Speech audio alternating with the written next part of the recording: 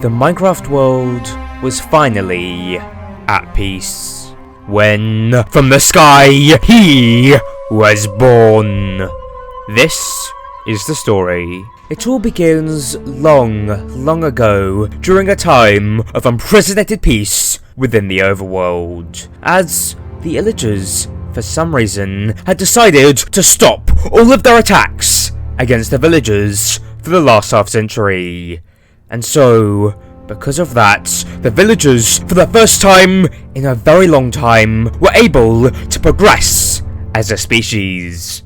But not just them, as the Illagers were also able to progress. As the Illagers were no longer pouring a majority of their resources into attacks. And so, for that reason, they too were able to evolve greatly in that time. And so, it truly was an amazing time to be alive within the world, as innovation and discovery was rampant, and it was only getting better. And thus, it was on one sunny morning that one villager was going to discover something that no other had ever even thought of, as that villager was going up.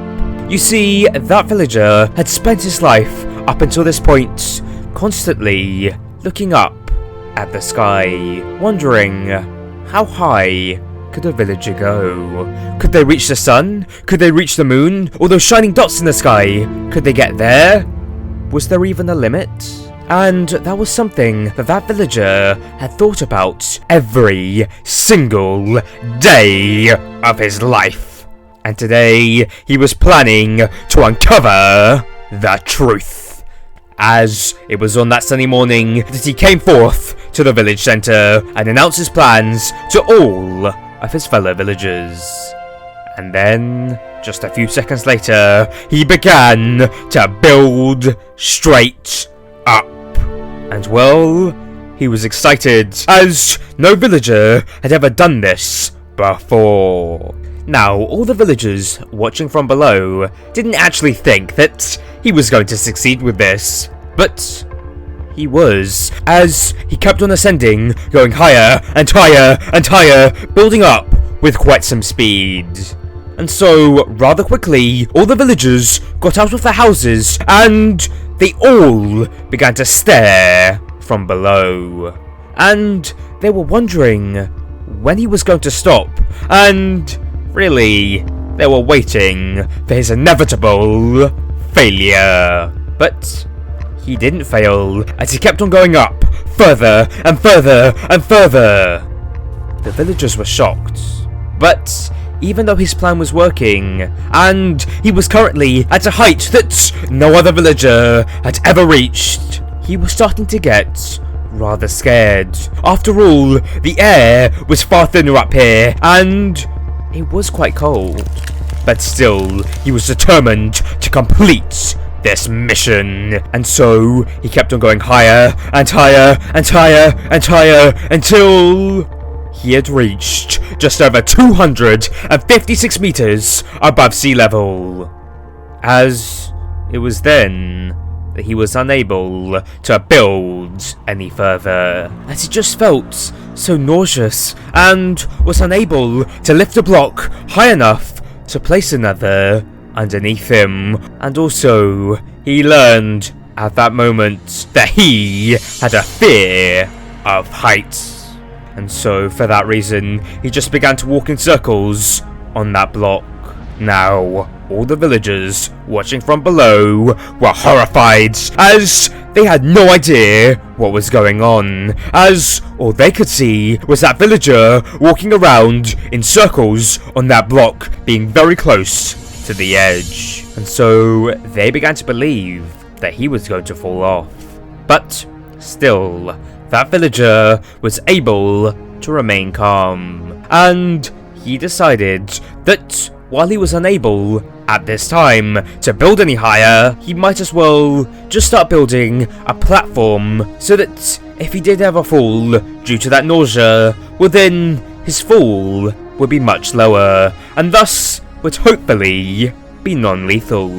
And it was all going rather well until he looked down once again, as with that he felt more nauseous than he ever had, as no villager was meant to be up here, and so his world began to spin and he felt sick. This was wrong. He never should have done this. He was such a fool for attempting this. However, very luckily, for a brief moment, he suddenly felt okay. And so, not knowing if this was just a temporary freedom from that sickness, he decided to not continue building up, but instead to look around to see if there was an escape from this tower of hell. But there was nothing. He was trapped, and so he was doomed, as he began to realize that he was going to die here.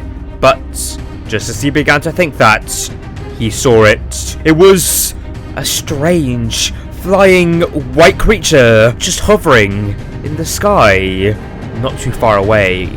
But it was staring at him. Oh no, that can't be good. And so, horrified, that villager began to think that he was mere moments away from dying, and that this was an hallucination just before death. But this was no hallucination. No, this was real, as that white creature then charged at him, and he punched him off that platform. This was it.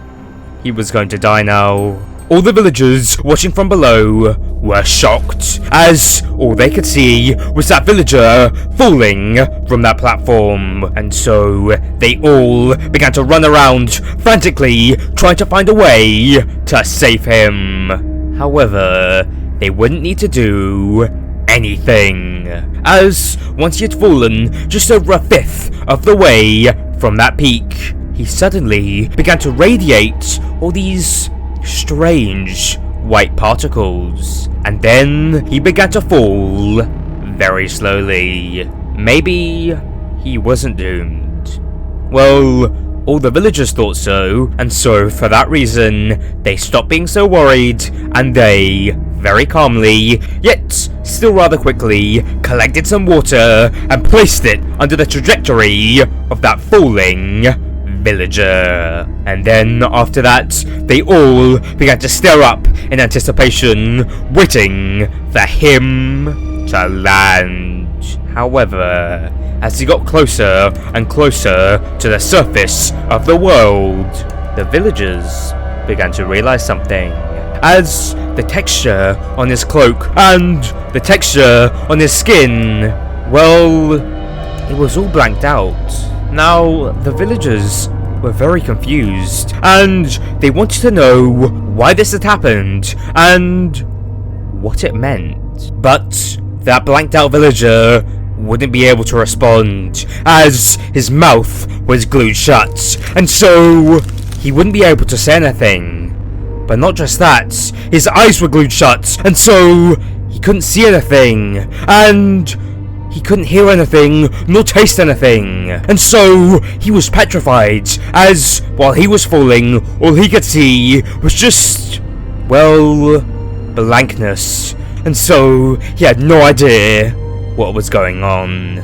But still, despite that, he was able to remain relatively calm, and luckily, as the villagers had placed that water correctly, he was able to land in it rather softly. However, when all the villagers ran over to try and help him, he was unable to make a coherent response, as after all, his mouth was frozen shut.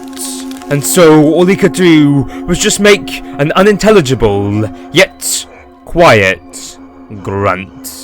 Now, all the villagers were horrified, as they had never seen this happen to any other villager. But still, they wanted to help him, as they really needed to know what happened to him, because maybe this could be the start of an apocalypse. And so, to help him, they began to set up a railway network, and with that, they were able to move him over to their church, where they then began to call on their god Villar, as they prayed that he would be able to help them. However, for the first few days of that, they had nothing, and so that blanked out villager was going to start starving very soon, as they weren't able to feed him, and so he was going to die. But very luckily, just a few hours before starvation would have taken that villager, their prayers were answered, as it was on one rainy morning that he finally arrived, and he took that blanked out villager and moved him far away into a coral reef. Now, that all happened within a mere few seconds, and so all the villagers who were around praying to him barely even saw him. But still, they were grateful nonetheless, and they all began to excitedly await for his return. Now, back in that coral reef, Villar was doing quite a lot to that blanked villager, as he was throwing special water-breathing potions at him, as well as many other strange potions, all of which were permanent.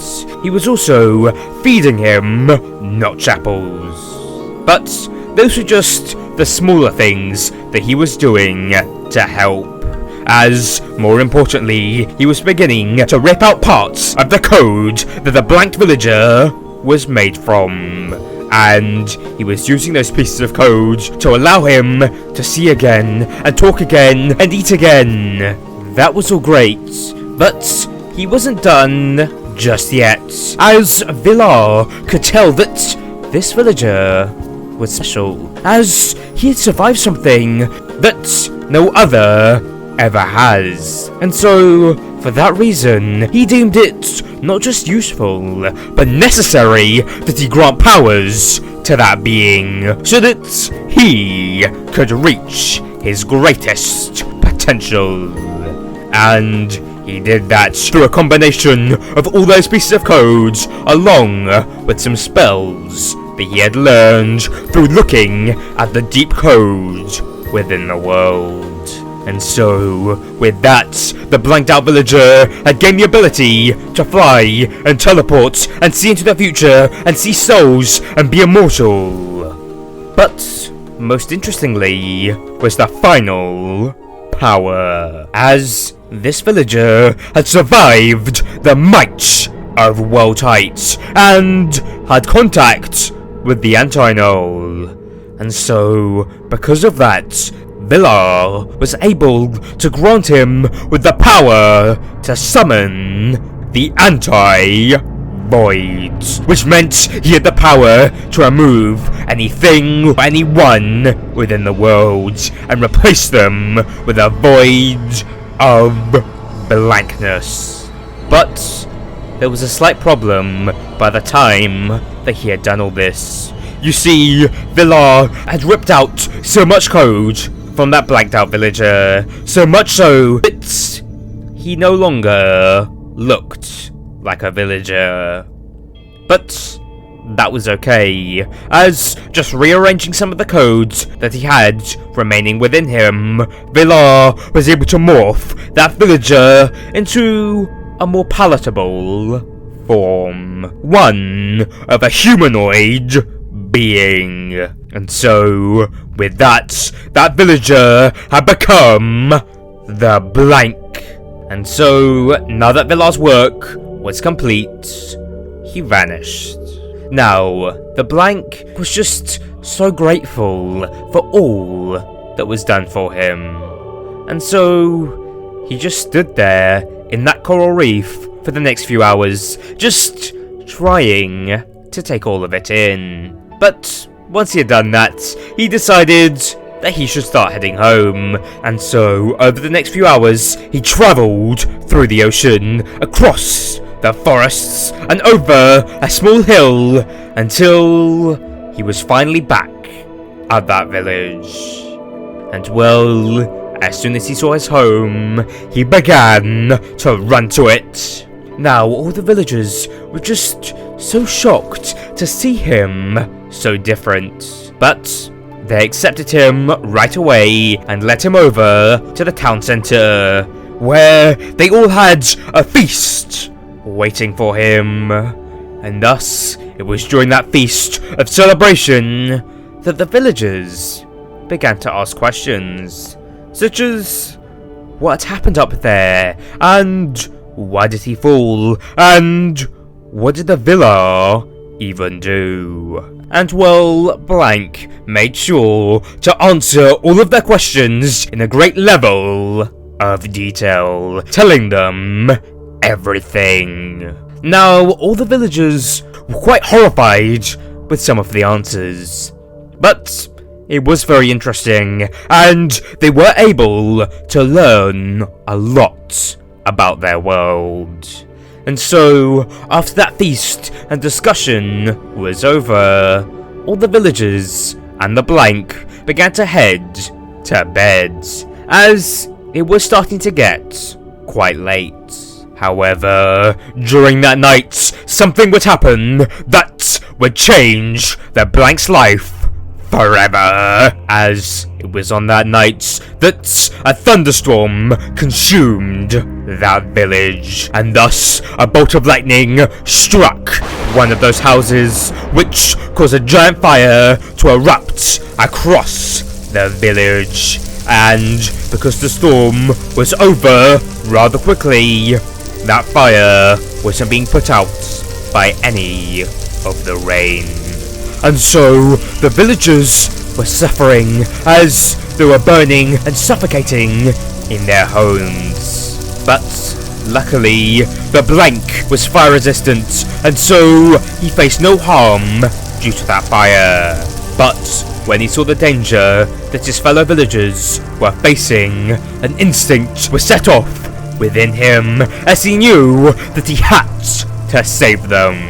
And so, over the next few minutes, he manually fought that fire, and he was able to save the lives of every single villager. It was amazing, and all the villagers were so grateful for their lives being saved by him. And so, seeing the lives that he was able to save, and the gratitude that he received, the Blank was suddenly gifted with the knowledge of his life's purpose, as he saw that it was his duty to help the villagers, as after all, he had all these powers, and that would be a far better utilization of them than just farming and living a normal life. He had to do something great, and so, knowing that he could improve the lives of millions of villagers, he decided to leave his home and to begin fulfilling his purpose in life. And thus, over the next century, he travelled to thousands of villages in all different biomes, telling the villagers about his experiences, warning them of the dangers in the world, and helping them innovate and better prepare using his powers. He would also teleport over to any village that was experiencing any issue that could not be resolved by the native villagers, such as wildfires and earthquakes and floodings. It didn't matter, he was always there to give a helping hand, as if a house burnt down, he would be there to rebuild it. If an earthquake destroyed an entire village, he would be there to teach the villagers on creating better foundations on their houses. And if a villager failed to subscribe, well, he would be there, and he would persuade them to do it, or else he would force them. And so, all was going extremely well for both the Blank and the villagers, as the Blank was fulfilled with his life, and the villagers were living better lives. Until one day, when everything would change, as it was on that day that the Illagers were ready to end this era of peace, and they were starting to prepare for their first attacks, as they were planning to raid one particular village in just a mere few days. However, the night before their raid, there was a thunderstorm, and that village was set ablaze. Now, the illagers were watching from their outposts, interested to see what the villagers were going to do. But what happened next shocked them, as the blank teleported over to that village, and he quickly put out that fire, and even began to install these strange lightning rods onto their houses, so that this would not happen again. The illagers were surprised to see that the villagers had such a godly being working for them, and so they saw this as a major defeat, as that strange being could potentially jeopardize any attacks that they attempt, as that blank did seem to be rather powerful. And so, for that reason, they halted all of their plans to attack, and they began to think how they could remove the blank. And well, after a few hours of thinking about it, they realized something. They didn't need to remove him, they just needed to find out what made him so great, and then they could just recreate that for themselves, so that they could have their own personal blank. And thus, it was only a few days later that the illagers all ran in to one of the villages. But they didn't hurt anyone. No, instead, they all started a fire, and then they hid. And well, just as they had hoped, the blank took the bait for their trap, and thus, when he came, they were able to reveal themselves, and before he was able to fight back, they threw these mysterious orange potions at him, which caused him to black out rather quickly. Yes, this had worked.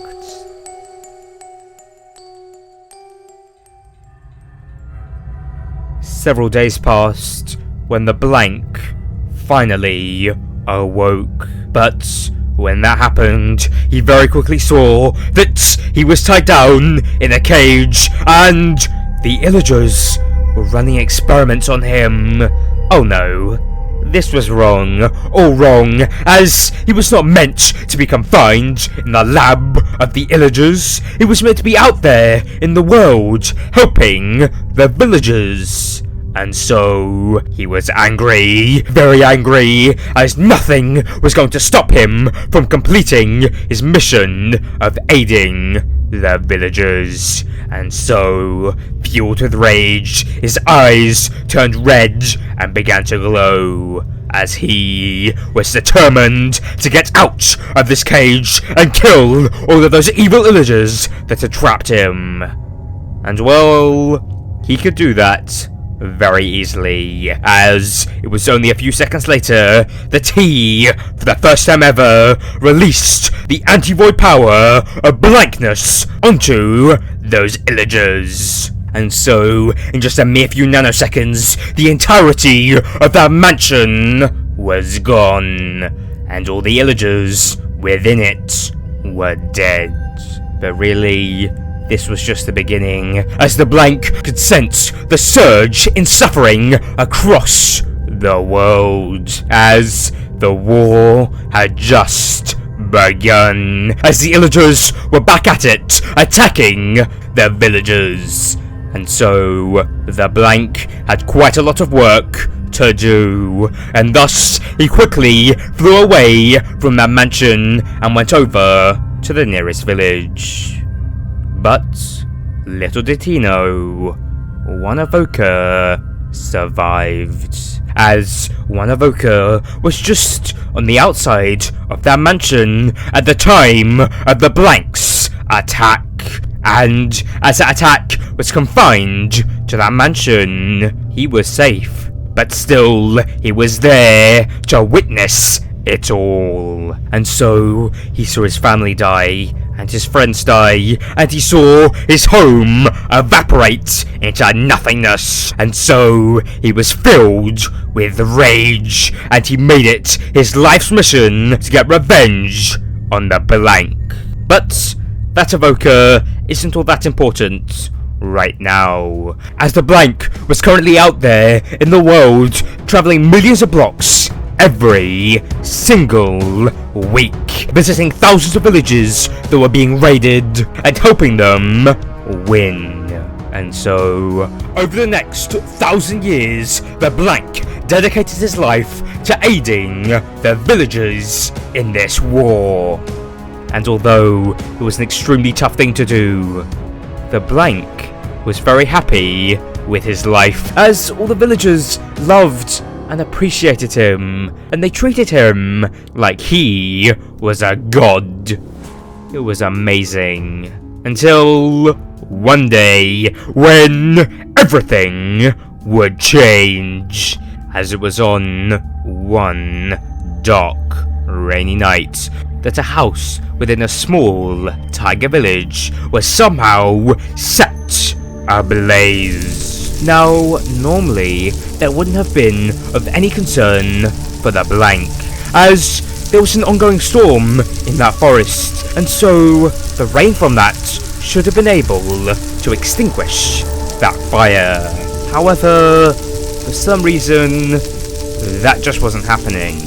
But that was okay, as the blank just teleported over, and he was just about to put out that fire and save those villagers, when out of the shadows came a set of illagers, as this was a trap, as those illagers were the descendants from that evoker that had survived the void attack, and his mission of revenge had been passed down from generation to generation, and they were about to achieve it, as over the last 1,000 years, while the blank had been out fighting the raiders, they had been developing technology that would allow them to trap the blank in a cage and solidify his powers into a slimy state.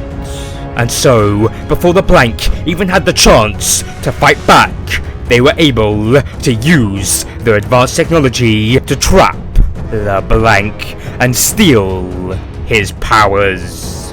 And so, with that complete, all the illagers needed to do in order to create their own version of the blank and complete their revenge was to find a host for those powers. And very luckily for them, they knew precisely what they could use as a host, as they were aware of this naive little Steve that hid away in the forest, and he was perfect for those evil illagers. But to find out what they did to him and those powers, you'll need to watch this video.